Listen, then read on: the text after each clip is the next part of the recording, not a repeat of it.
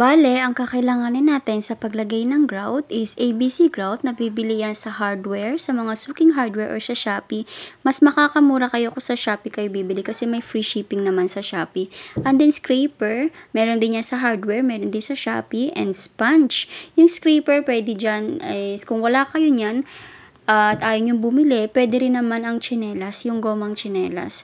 And then yung sponge, pwede naman din ang basahan, kahit anong basahan, para yan lang naman is pamuna sa mga sobra-sobra sa grout, sa tiles. Lagyan nyo muna ng tubig and then halu-haluin nyo yung grout hanggang sa ma-achieve nyo yung consistency na parang toothpaste. Ayan, ganyan lang din yung gawin nyo. Halu-haluin lang ng maigi.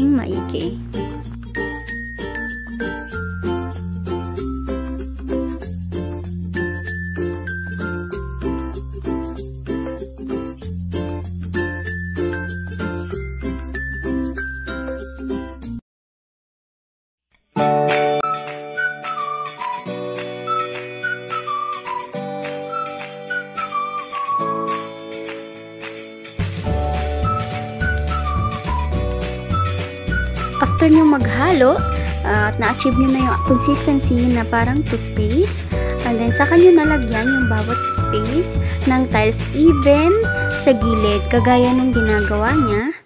Ayan, kahit sa mga gilid, lagyan nyo para maganda talaga tignan. Isa-isahin yung maigi at dapat